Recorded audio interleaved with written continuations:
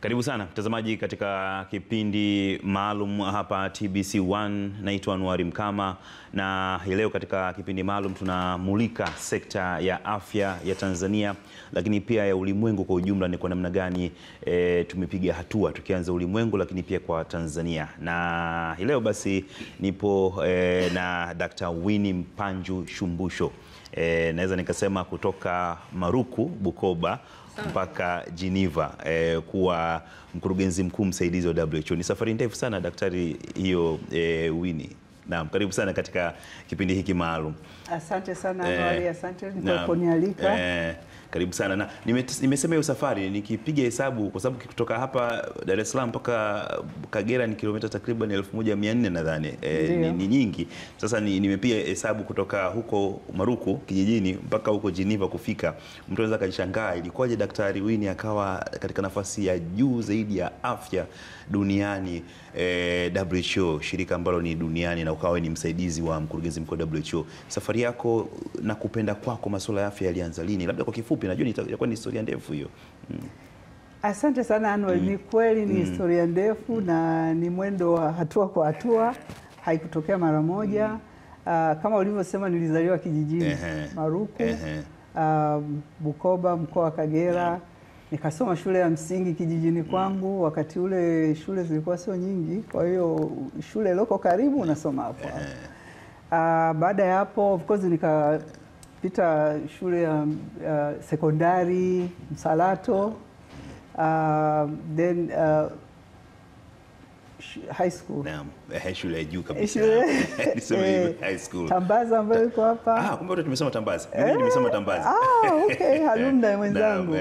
Basi kwa hiyo baada ya Tambaza nikajiunga na nikachaguliwa kwenda kusoma udaktari.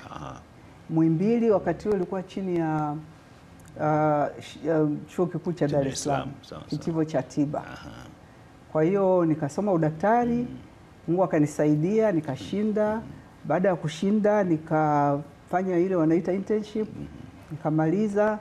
Nimemaliza internship, nikapewa jukumu la kuwa mganga mkuu wa hospitali ya Ocean Road, ambayo wakati unaifahamu sasa hivi ni ya kansa, lakini wakati huo ilikuwa inatibu magonjwa yote, hata wakina mama wanaojifungua, wagonjwa wa nje wanaokwenda na kurudi na kadhalika. Kwa hiyo nikakaa pale, ikawa ni nafasi ya kwanza ya uongozi, kwa sababu kuwa mganga mkuu wa hospitali kubwa namna ile ilikuwa naona hii jukumu ni kubwa. Basi sasa baada ya hapo nikaenda kusoma degree ya uzamili, masters ya afya ya jamii, public health, Tulane University, Marekani. Nilipomaliza Tulane University nikarudi Muhimbili, nikaanza kufundisha upande wa afya ya jamii, lakini pia nikaanza kuchukua degree ya uzamili ya umahiri ya kuspecialize katika afya ya watoto, pediatrics and child health. Kwa nikaifanya hiyo. Wakati huo pia nafundisha wanafunzi wa upande wanaosomea udaktari, wanaosomea mambo ya kutibu watoto, na wanaosomea afya ya jamii. Kwa hiyo sasa ikawa ni kama jukumu zito kidogo. Kwa hiyo nikaendelea hivyo. Baadaye nikawa mkuu wa idara wa ile ya afya ya jamii pale chuo kikuu cha Dar es Salaam, ambayo ilikuwa kitivo cha tiba. Nikafanya hiyo kazi. Baadaye nilipomaliza kusoma pediatrics and child health, nikawa nafundisha pande zote mbili. Nafundisha upande wa afya ya watoto na pia nafundisha afya ya jamii. Lakini sasa kwa sababu nilikuwa mkuu wa idara ya afya ya jamii, nikawa pia ni mshauri mkuu kwa Wizara ya Afya kwenye upande wa kama technical advisor kwenye mambo ya afya ya jamii. Kwa hiyo miradi mingi iliyoanzishwa nyakati hizo nilikuwa nahusika. Sawa. Na hii Geneva sasa ulifikaje WHO? Kwa kifupi, naona muda CV ni ndefu Sasa kwa kifupi, WHO nilijiunga na WHO mwaka 2000 mwanzoni. Mwaka 2000 mwanzoni nimejiunga na WHO kama mkurugenzi wa programu ya dunia ya kudhibiti ukimwi na magonjwa ya zinaa. Kama unakumbuka, labda wewe ulikuwa mdogo wakati ule, ukimwi ulikuwa ni janga kubwa sana hapa kwetu Afrika nzima, hasa kusini mwa Sahara na dunia nzima. Lakini kwa sababu nchi ambazo hazina uwezo zilikuwa haziwezi kumudu dawa au tuseme interventions za kupunguza makali, vifo vilikuwa vingi sana. Ukienda hospitali ya watoto, vifo.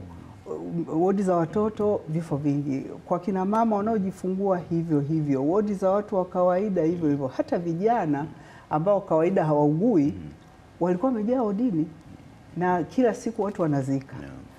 Kwa hiyo sasa hiyo ilikuwa ni kitu inaumiza kuliko maelezo. Kwa hiyo nilipopata nafasi ya kugombea hiyo nafasi, nikaona hapa inabidi tu na sisi wa Afrika tuhusike katika hii mipango ya dunia ya kudhibiti hiki kitu. Tusikae tu tunasubiri watuletee wataalamu nini, wakati na sisi ndio tunaathirika zaidi na pia tuna uwezo wa kuweza kushughulikia mambo haya. Kwa hiyo nilipoingia WHO, kazi yangu ya kwanza ilikuwa ni kuangalia tunafanyaje kudhibiti hiyo hali. Na kuna mambo mengi, kuna ile kutafuta utashi wa siasa ili viongozi wa nchi waungane, walione hili kama ni jambo kubwa kama vile tunavyofanya kwa sasa hivi kwa COVID. Lakini pia pesa na uwezeshaji ulikuwa hakuna. Ndio maana unakuta dawa zilikuwa zinapatikana Ulaya, lakini huku kwetu hazifiki kwa sababu gharama ilikuwa kubwa sana.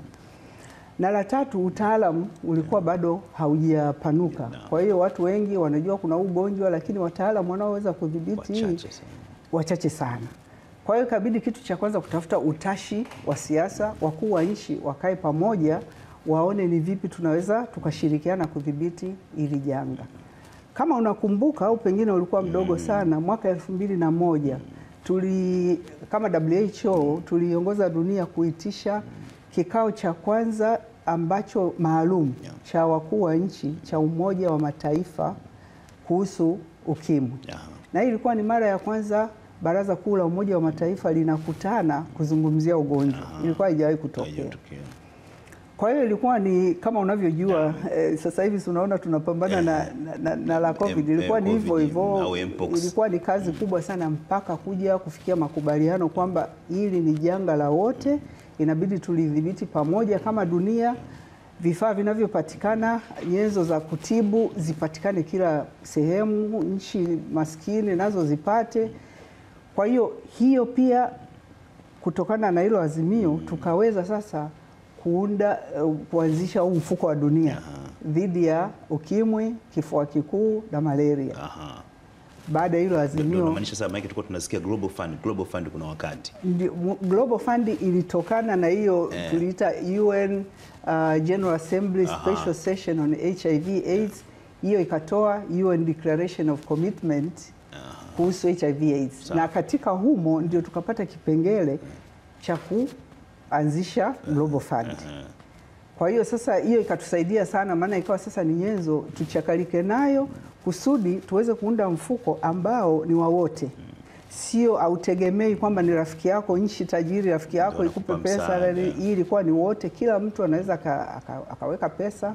Nchi tajiri zilikuwa zinaweka pesa, hata nchi kama ya kwetu tulikuwa tunachangia. Kwa hiyo ni mfuko wa wote.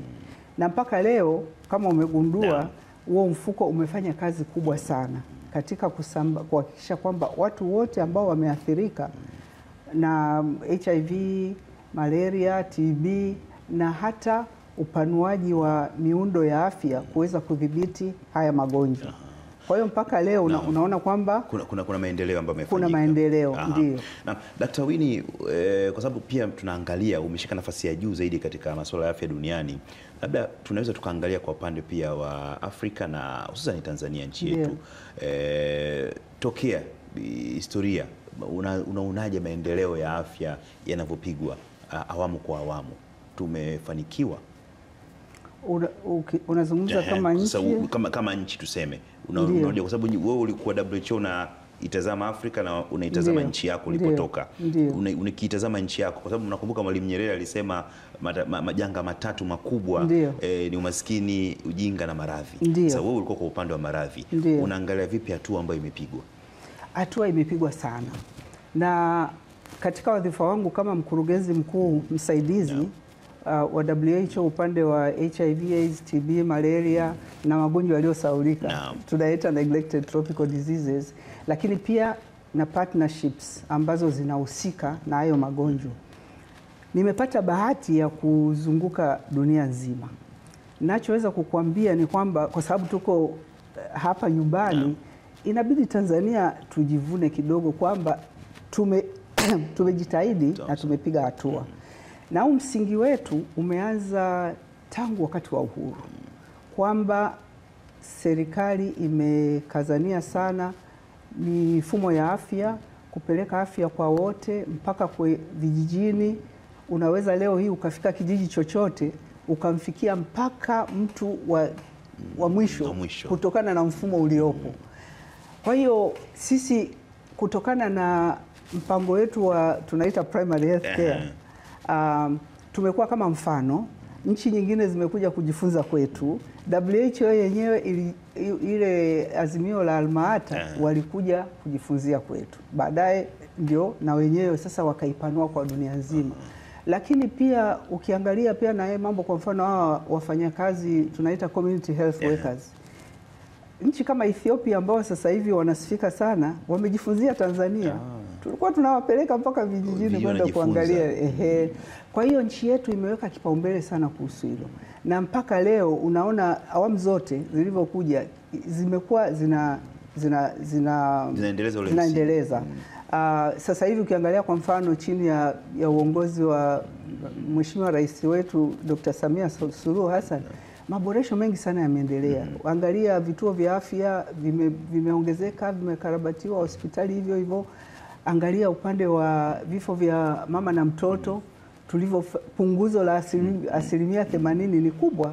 Na hapa ndio nataka nije, wewe ni mbobezi wa masuala ya watoto, kwa sababu mtu anaweza asipate picha, sielewe tunaposema asilimia 80 imepungua imekwaje. Nilikuwa namwangalia Profesa Janabi wakati akinadi sera zake, na labda niseme tu mtazamaji pia Dr. Winnie, yeye nipo katika kampeni, naweza nikasema hiyo katika jopo lile, yupo katika lile jopo, na tutakuja kuzungumza hapo baadaye katika hili. Lakini nilikuwa naangalia kwamba watu wanaweza wasielewe hivi vifo vimepungua.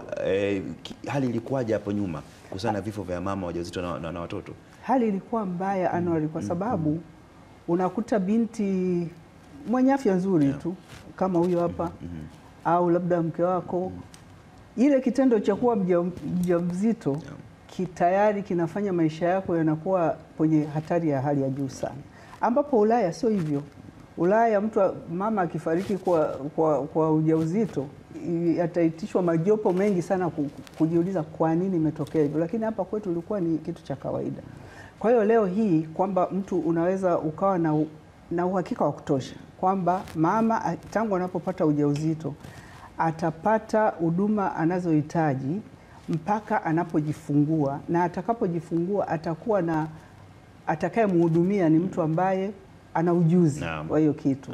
Na kwamba kina mama wengi wameelimishwa kwenda sasa kujifungulia kwenye sehemu ambazo kuna wahudumu ambao wana ujuzi. Kwa hiyo unakuwa na amani kwamba hivi vifo uhakika. Na sio hivyo tu, unajua kifo cha mama kinaumiza sana, kwa sababu ni mtu ambaye haumwi, ni mtu ambaye familia, taifa, kila mtu anamtegemea. Kwa hiyo anapoondoka mmoja ni janga kubwa sana kwetu. Lakini kwa sasa hivi ukiangalia, hiyo ni kitu ambacho kwa kweli serikali imefanya kazi kubwa sana pamoja na wadau ambao wanashirikiana na serikali kuhakikisha kwamba hili janga, kama unakumbuka Mheshimiwa Rais wetu Dr. Samia Suluhu Hassan amepata tuzo ya Goalkeepers Award. Hiyo sio kitu kidogo, yani sio kila nchi inaweza. Ni kwamba wameona kabisa kwamba Tanzania ni mfano wa kuigwa. Na tukirudi nyuma, awamu za nyuma, nakumbuka wakati tunapambana na ukimwi, Mheshimiwa Rais Benjamin Mkapa tulifanya naye kazi kwa karibu, akatangaza ukimwi kama janga la taifa. Kwa hiyo ile ikatuwezesha sisi kuja hapa Tanzania. Nilikaa hapa, nilikuja na timu ya vijana kutoka WHO, tukajifungia sehemu, tukaandika proposal nzuri sana ya kuweza kuwezesha ule mpango wa rais wa kupanua matibabu ya na huduma za kudhibiti ukimwi kwenda kila kona ya nchi. Na mwaka huu 2003 Tanzania ilikuwa ni namba 1 iliyopata fungu kubwa sana kutoka Global Fund. Ndio likatuwezesha sasa kupeleka hizi huduma za matibabu ya HIV na kadhalika mpaka vijijini. Kwa hiyo tuna bahati kwamba uongozi wetu umekuwa mzuri, mfumo wetu umekuwa ni mzuri, na kwa sababu tunajikita sana kwenye hii afya ya msingi, tunahakikisha kwamba kila mwananchi ana uwezo wa kufikiwa na huduma za afya. Kwa hiyo ni kitu kwa kweli watu wengine wakituangalia kama Tanzania kwa kweli wanasifia na wanatuonea wivu. Sawa. Dr. Winnie, sasa WHO nafasi ya juu zaidi, swali ambalo wengi watakuwa wanajiuliza, hata mimi mwenyewe najiuliza hivi sasa, ulitumiaje hiyo nafasi kuwashawishi lakini pia kuvuta wengine kutoka Afrika na hususan Tanzania, jamani, kwamba na nyinyi mnaweza mkafika katika nafasi hii? Ndio, sawa kabisa. Kwa kweli niseme tu kwamba Watanzania wengi wanaweza. Yaani kuna vijana wengi, watu wazima ambao hizi nafasi sio kwamba hawezi. Ilikuwa tu ni kwamba kuna kipindi watu walikuwa wanaona kwamba labda kwenda kufanya kazi nchi za nje unaweza labda ukapoteza mambo yako hapa nyumbani na nini. Lakini sio hivyo tu, pia inabidi system ya UN uifahamu vizuri, na pia ujiamini kwamba unaweza, na pia uwe na watu wa kuweza kukuguide kwamba ukifanya hivi ukafanya hivi unaweza ukafanya. Kwa hiyo mimi lengo nililojiwekea tangu naingia WHO ilikuwa ni kujaribu kuwasaidia wenzangu na wenyewe waweze kuelewa, na pia waweze hizi nafasi kila zikitoka waweze kujua kwamba hizi nafasi zipo. Wale ambao wanajisikia kwamba wako katika position ya kuweza, yani wako na utayari wa kuapply, wana apply. Lakini hapo kitu ambacho mimi nimejikita nacho sana ni mentoring na coaching. Naamini sana kwamba kila mtu akipata mentor mzuri na coach mzuri anaweza kufanya mambo mengi tu, kwa sababu unajifunza mengi kutokana na walio kutangulia. Kwa hiyo sasa hivi nina platform kubwa sana ile watu hata zaidi ya 200 ambao ukikutana nao watakwambia kwamba mentor wangu, coach wangu mmoja wapo, kwa mfano marehemu Dr. Mwele Marechera, nilikuwa na mentor marehemu Dr. Ndugulile ambaye alishinda uchaguzi mwaka jana WHO Africa. Wako wengine wengi tu ambao nikikutajia orodha wengine utawafahamu, ni ndefu, na bado hilo jukumu mimi naendelea nalo, na naweza kusema kwamba hiki kinyang'anyiro tulichopo yajayo yanafurahisha kwa sababu tuko vizuri. Na nini siri pengine ya Watanzania? Maana sasa tunazungumza, kwa bahati mbaya tumewataja wenzetu ambao wametangulia lakini walishika nafasi za juu sana katika masuala ya afya.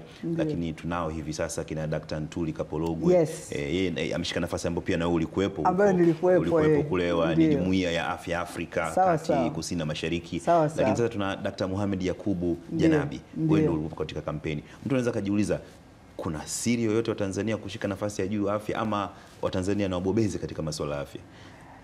Watanzania ni wabobezi, lakini pia unajua hapa duniani ukipata mtu ambaye amepitia kitu fulani akakwambia, akakushika mkono au akakwambia njia ndio hii, inasaidia. Kwa sababu vitu vingine mtu kama hujawahi kufanya kazi kwenye shirika fulani unaweza usijue. Lakini pia ile kupeana confidence kwamba, kwa mfano umezungumzia Ntuli, Dr. Ntuli pale Exa nilikuwa DG.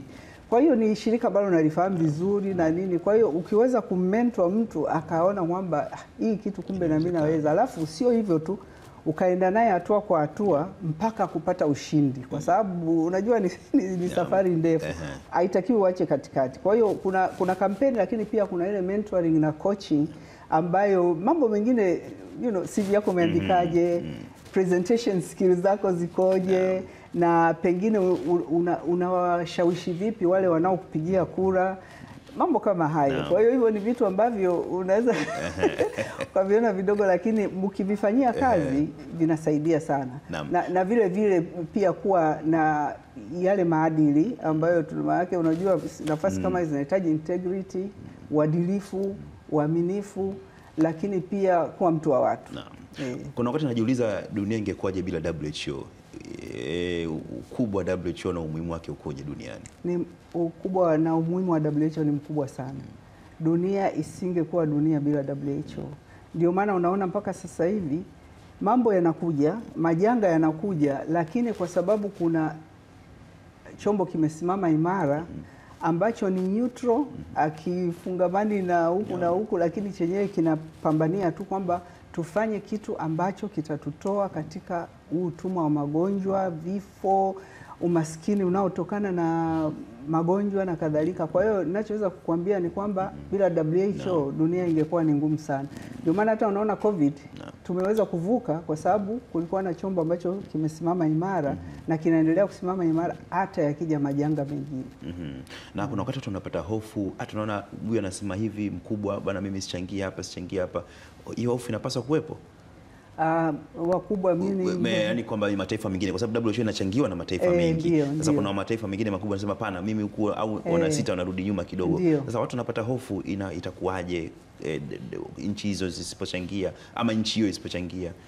Mimi nadhani kitu muhimu ni nchi kama nchi kuhakikisha kwamba chochote ulichonacho unakitumia kudhibiti yale mambo ambayo yanatishia jamii yako. Kwa hiyo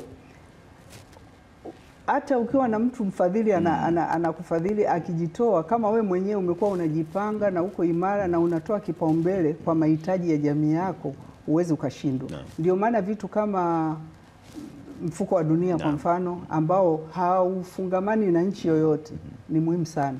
Lakini pia hii umeona tunahamasisha sana nchi kwamba tutumie hii fursa kujikwamua kwa namna fulani, kwamba na sisi tuone tulichonacho tunakitumiaje ili tuweze kupunguza hizi tegemezi za nchi zingine. Watusaidie kwa mambo ambayo ni lazima na ambayo na sisi tunaona ni lazima, lakini kuna mambo mengine ya msingi. Hii inatupa nafasi kujipanga kwamba tunafanyaje. Na mimi siamini kwamba wafadhili wote wamejitoa.